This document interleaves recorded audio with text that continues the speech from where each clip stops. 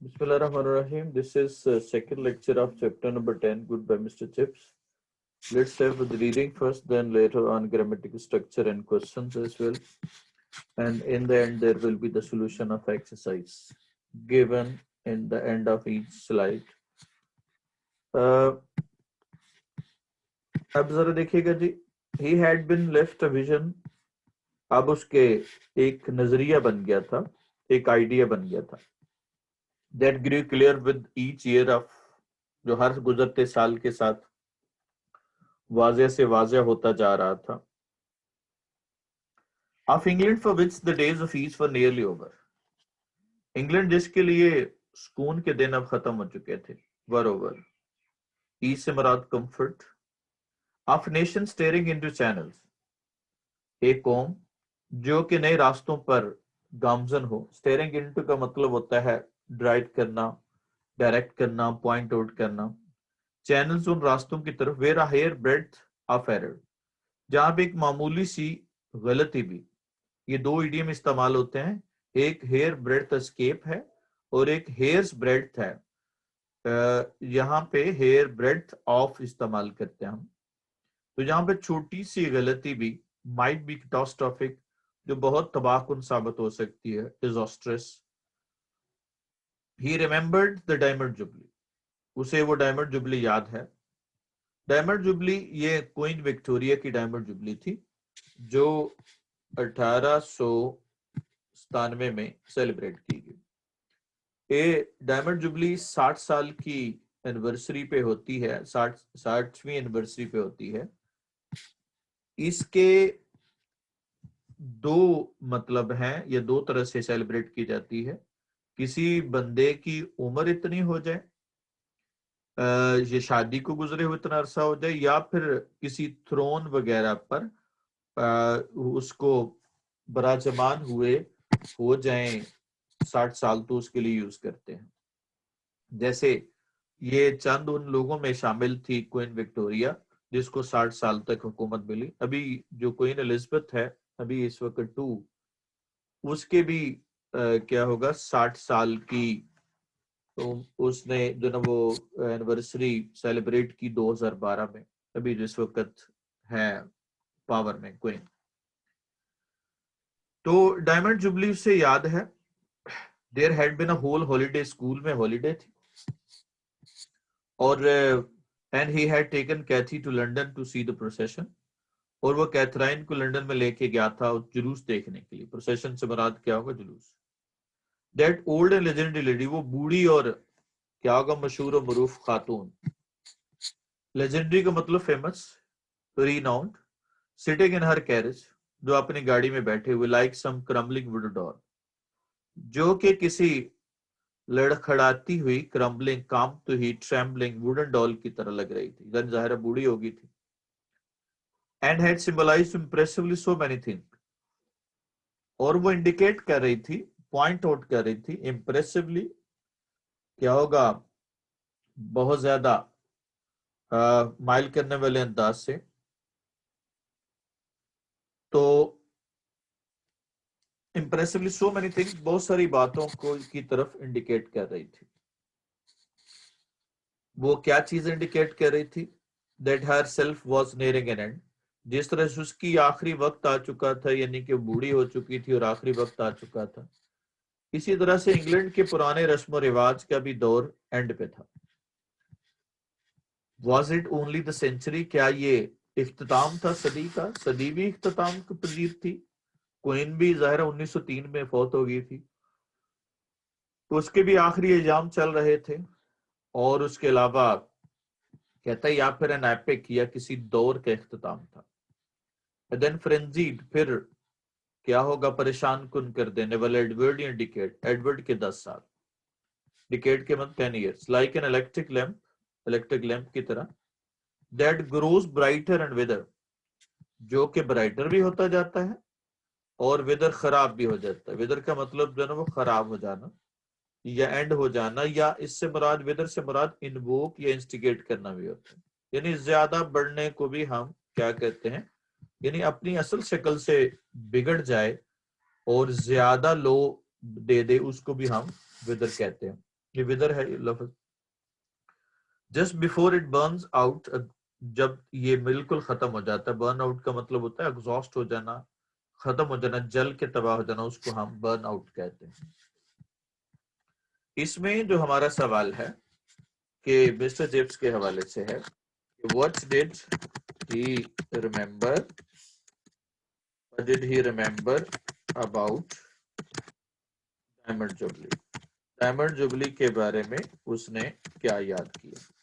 तो जाहिर है ये डायमंड जुबली थी of 16 years of queen's Victoria, Victoria's rule, queen Victoria के रूल के 60 साल की एनिवर्सरी थी, या 60वीं एनिवर्सरी थी। और मिस्टर चिप्स कैथरीन के साथ उस जुलूस को देखने के लिए गया, और उसने देखा कि जो क्वीन है वो एक सदी, अपनी उम्र या अपनी लाइफ और एक अहद की इख्तिताम की इंडिकेट कर रही थी। तो ये क्या होगा, उसके बारे में सवाल हो गया कि उसने क्या याद किया डायमंड जुबली के बारे में। उसके बाद हम आते हैं जी, क्वेश्चन एक ही था, एडवर्ड का जो डिकेड है ये बाद में हम डिस्कस करते हैं अगले क्वेश्चन में जाके, अगले स्लाइड में। अब जरा देखिएगा, ये हम ग्रामेटिकल स्ट्रक्चर है, क्लियरर जब इस्तेमाल करते हैं यहाँ पे तो ये अंडरस्टूड है। मसलन मैं कहता हूं कि दिस ईयर आई गॉट, क्या होगा, मच प्रॉफिट होगा या मोर प्रॉफिट होगा, तो यहाँ पे क्या लगाएंगे, मोर प्रॉफिट होगा। यहाँ पे कौन सा वर्ड है जो हमें इंडिकेट कर रहा है कि ये मोर इस्तेमाल करना है, वो दिस ईयर है। दिस ईयर हमें बता रहा है कि इस साल की मुकाबला है किसके साथ, वो पिछले साल के साथ। या तो मोर प्रॉफिट लगाएंगे या मच मोर प्रॉफिट लग सकता है, लेकिन प्रॉफिट के साथ मोर इस्तेमाल करेंगे, क्योंकि मच तो कंपैरेटिव एडजेक्टिव के साथ किसी के साथ। स्टेयरिंग के साथ हम प्रपोजिशन लगाएंगे जी इन का, और उसके बाद स्टेयरिंग के साथ हम इन का प्रपोजिशन लगाएंगे। उसके बाद है ब्राइटर और वेदर, यहाँ पे भी कंपैरेटिव है, पहले से ज्यादा, पहले के साथ मुकाबला है। बर्न आउट का मतलब होता है बिल्कुल जल के खत्म हो जाना, तो उसको हम बर्न आउट कहते हैं। बर्न आउट से मुराद एग्जॉस्ट करना, बर्न आउट से मुराद कंज्यूम करना, जैसे बर्न आउट कैलोरीज यानी खत्म, खात्मा कर देना, या किसी चीज बंदे का एग्जॉस्ट हो जाना किसी चीज के बाद, एक्सरसाइज के बाद या काम के बाद, तो उसको भी हम बर्न आउट कहते हैं। जी बच्चों, अब आ जाए सेंटेंस पे आ जाए। मोर इंटेलिजेंट, मोर इंटेलिजेंट हो जाएगा, शाबाश। रिचर, रिचर हो जाएगा, दैट नहीं आएगा, दैट नहीं आएगा, इनक्वायर्ड आ गया तो दैट नहीं आएगा। ही न्यू ही न्यू, अब यहाँ पे आए किसको इंडिकेट कर रहा है, अली को, और बैगर को कौन इंडिकेट कर रहा है, यू। तो अली के हिसाब से यहाँ पे क्या आ जाएगा, ही, और बैगर से हिसाब से क्या आ जाएगा, हिम आ जाएगा। जी नेक्स्ट वाला, see him, he would come and see him. अब वुड सी यहाँ हिम, पे एग्री है तो किसके साथ, उसके साथ क्या आएगा, वुड आ जाएगा पास्ट में। और agreed that she he would come and see me, ये मी भी हो सकता है क्योंकि एग्री किसके साथ हुआ अभी कंफर्म नहीं है। जी उसके बाद That she was, that she was not, बाकी सही है, एक और मिस्टेक है इसमें, that anymore. that anymore हो जाएगा, क्योंकि पास्ट में this का इस्तेमाल हम नहीं करेंगे।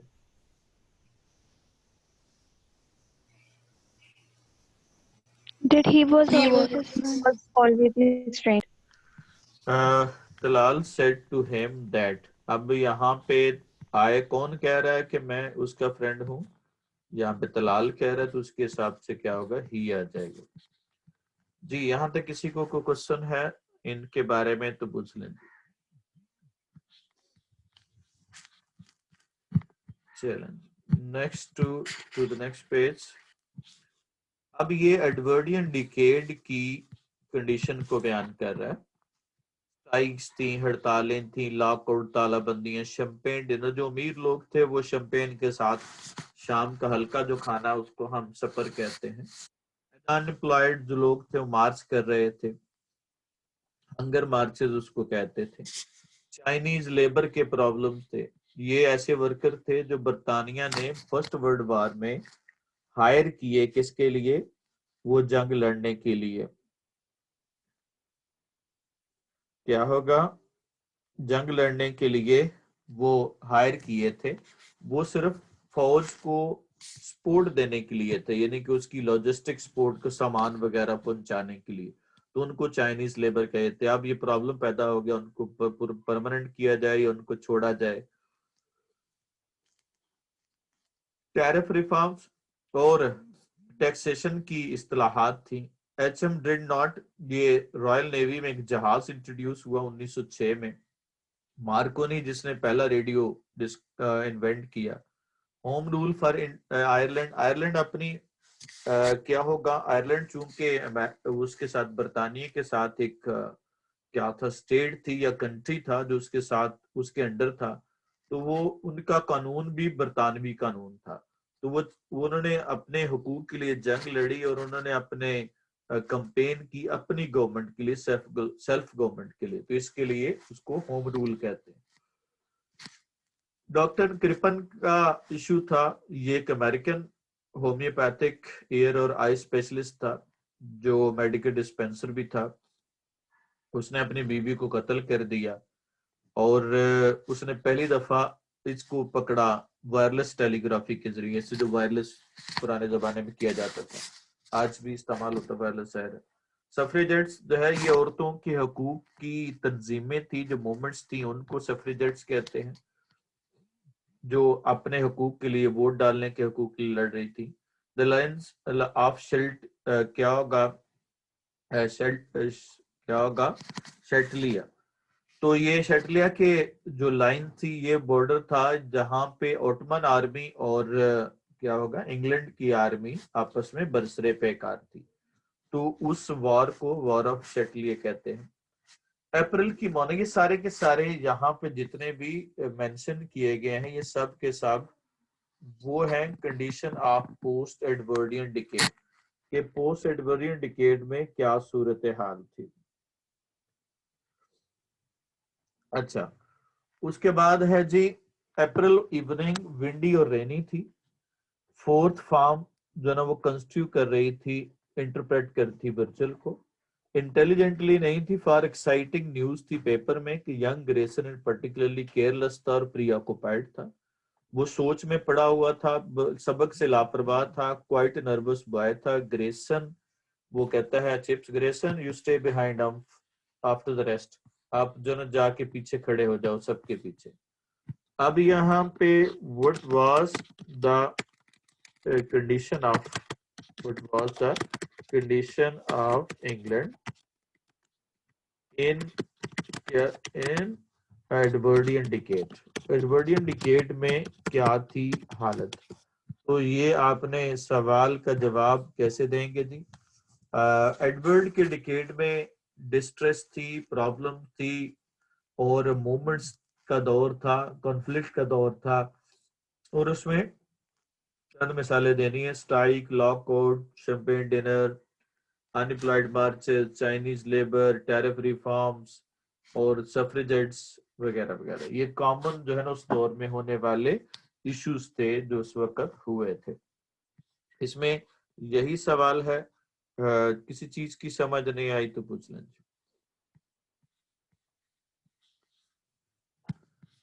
चलो नेक्स्ट है हमारा थर्ड स्लाइड है। अब Grayson, I don't want to be of swear, Grayson मैं आपके साथ सख्ती नहीं करना चाहता, because you are generally pretty good, आप आमतौर पे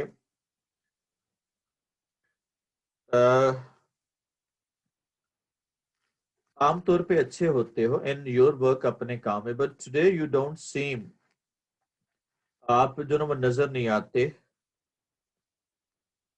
आप जो है ना वो नजर नहीं आते। To have any been trying at all, बिल्कुल भी कोशिश करते हुए। इज एनीथिंग मैटर, क्या तुम्हारे साथ कोई मसला है? No no no sir. Well we'll say no more about it, इसके बारे में मजीद बात नहीं करेंगे, but I shall expect better thing next time, अगली मरतबा इससे बेहतर मामलात होने चाहिए। Next morning it was noised around the school में शोर मच गया that Grayson father had sailed on the Titanic, Grayson का जो बाप था वो टाइटैनिक में सवार हुआ था। टाइटैनिक 1912 में इस पे फिल्म भी लोगों ने देखी होगी। हॉलीवुड की फिल्म बनने के बाद इसकी ज्यादा फेम हुई। वैसे ये 1912 में स्टार नामी एक स्टार, इस तरह से वो थी कंपनी जिसने ये जहाज बनाया, तो उससे पहले भी वो 2-3 किस्म के जहाज बना चुकी थी। अब तक बनने वाला ये सबसे बड़ा जहाज था, कैपेसिटी के एतबार से भी और सहूलियात के एतबार से भी। स्विमिंग पूल था, होटल रेस्टोरेंट्स थे इसमें।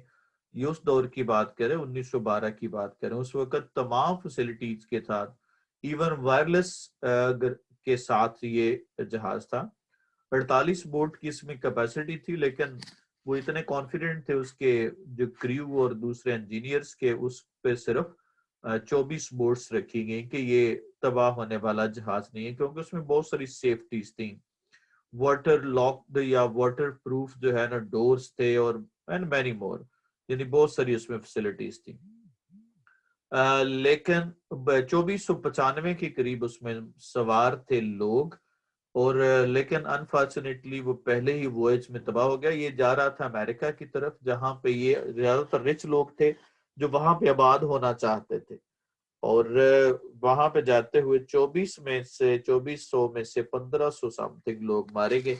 और ये किसी भी अकेले जहाज में तबाह होने वाले या मरने वाले लोगों की सबसे बड़ी तादाद है। तो आइसबर्ग से टकरा गया था और उसके बाद वो तबाह हो गया। ये उसमें ये एक फिक्शन या इल्यूजन इस्तेमाल किया गया है, मिस्टर चिप्स ने इस्तेमाल किया उस जहाज का हवाला देकर। No news had yet come through, कोई भी खबर अभी तक नहीं आई थी टू हिज फेट, उसका क्या बना।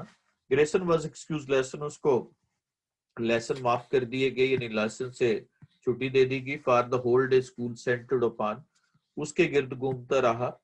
सेंटर्ड अपॉन का मतलब किसी चीज पे बेस करना।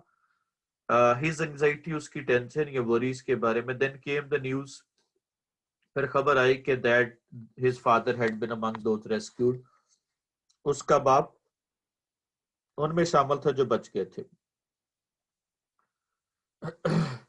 और उसके बाद chips shook hands with the boy, लड़के के साथ हाथ मिलाया। Well I am delighted Grayson, मुझे बड़ी खुशी, हैप्पी एंडिंग, बड़ा अच्छा एंड हुआ। You must be feeling pretty pleased with life, अब तुम जिंदगी के साथ खुश होगे।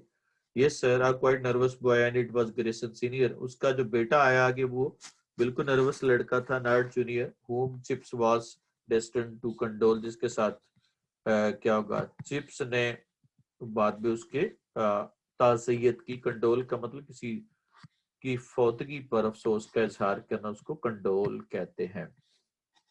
उसके बाद यहाँ पे दो सवाल हो सकते हैं, what is the Titanic, Titanic क्या है, ये सवाल आ जाए। और उसके बाद ग्रेसन कौन था, हु वाज ग्रेसन, ग्रेसन कौन था, और व्हाट वाज क्या था, what was problem with him, के साथ क्या मसला हुआ था ग्रेसन के साथ। ये 2-3 तरह से सवाल पूछा जा सकता है। तो टाइटैनिक जो ना एक शिप था जो कि पहले ही वॉयज में तबाह हो गया। दूसरा इसमें क्या होगा, Grayson was the son of a person जो कि who had sailed on the, क्या होगा, सेल्ड ऑन द टाइटैनिक, और he was nervous about his fate या हिज क्या होगा एंड, लाइक इस तरह से आपने उसको बताना। और Grayson was the student of mister Chips and Brookfield. जी बच्चों, आप सेंटेंसेस पे आ जाएंगे। सेंटर के साथ ये देख लें, सेंटर के साथ हम दो प्रपोजिशन लगाते हैं। किसी पे बेस करना हो तो सेंटर ऑन होगा, और किसी चीज पे मुश्तमिल होना हो तो सेंटर इन होगा, जैसे ह्यूमन फीलिंग सेंटर इन, हेटर्ड, लव वगैरह वगैरह। जी अब आ जाइए सेंटेंस पे।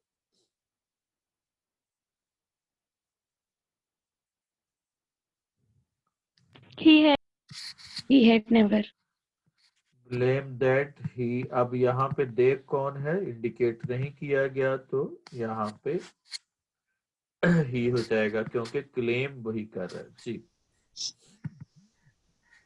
That she That she would. That होगा और she would talk to Ellie soon. जी, To answer the to order. answer the phone. अब जब ऑर्डर आ गया तो इसके साथ हमने क्या लगाना है, फर्स्ट फॉर्म और टू लगाना है। जी, To take care. To take care हो To take जाए। care of my health. Take care of my health. Of my health. ठीक है, और योर क्या होगा, to take care of my health या हिज हेल्थ, माई हेल्थ हो जाएगा। जी, If I was a patient. If या वेदर इस्तेमाल करेंगे क्योंकि सवाल पूछा गया है और I was patient, WH family का वर्ड नहीं है तो इसलिए उसके साथ इफ या वेदर इस्तेमाल करना है। जी, इसके बारे में कुछ सवाल हो, क्लियर है? चलें जी, now move to the next, who will do these questions?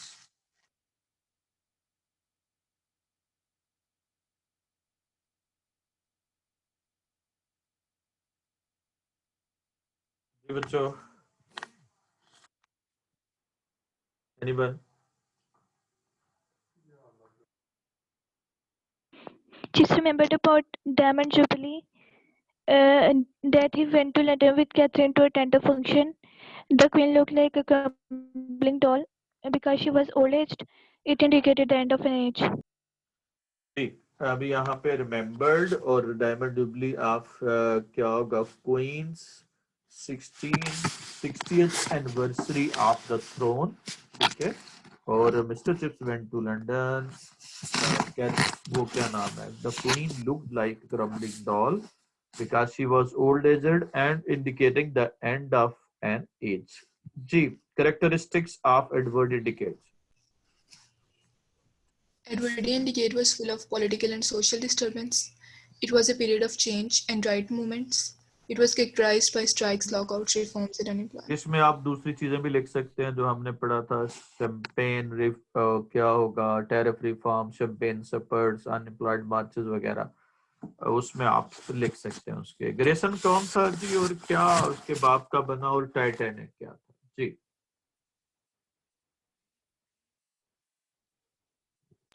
Grayson was the student of Mr. Chips. He was the boy whose father sailed on the Titanic. Titanic was a ship which got sunk in its first voyage. Its crew thought it indestructible. Grayson was worried due to his father's fate, but then a news came that his father was among those who were rescued. क्या होगा, was a student, sailed, was a ship which got its sunk, और क्या होगा, its engineer thought it indestructible, कौन worried था, Grayson was worried, then news came that his father was among those who were rescued। जी बच्चों,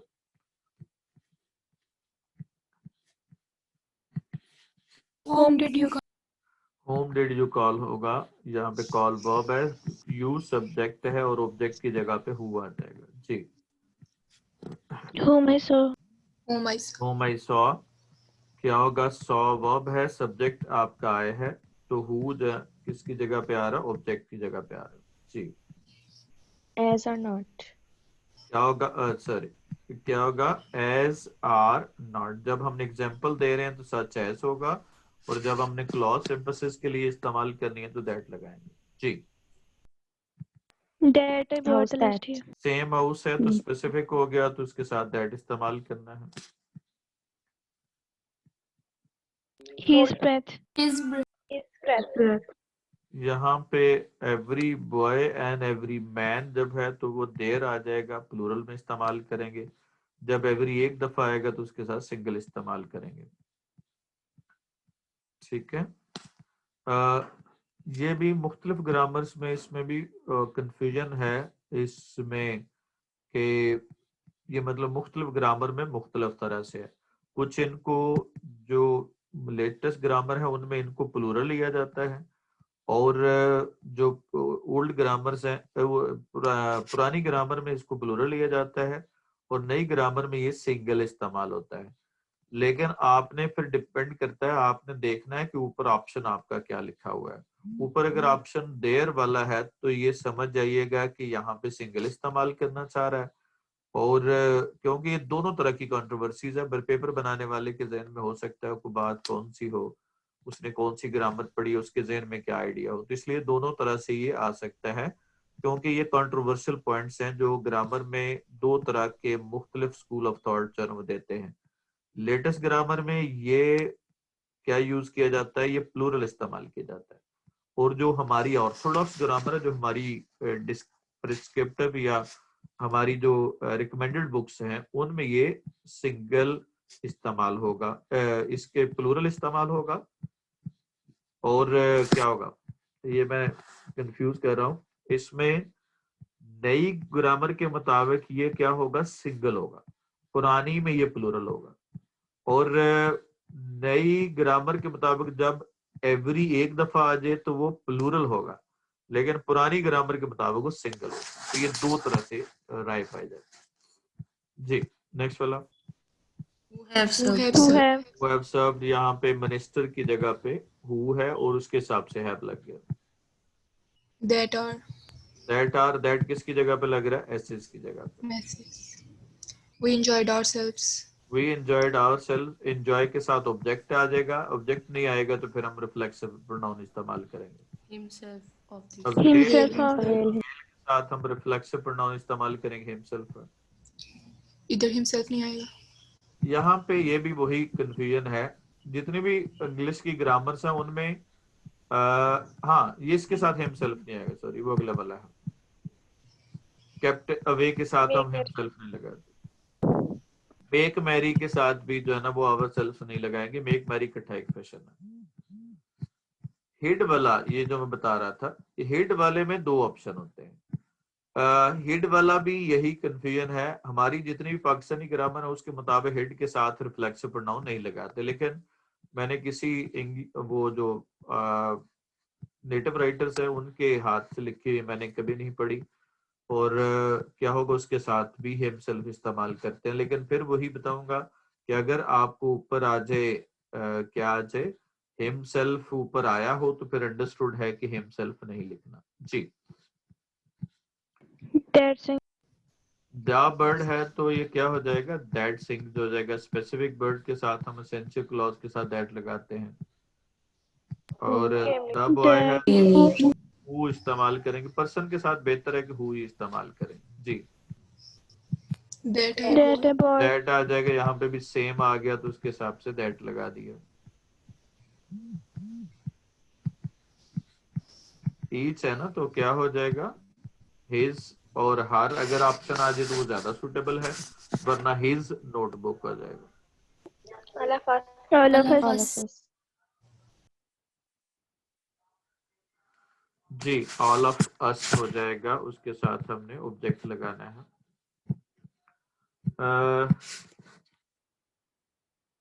next fond of fond of.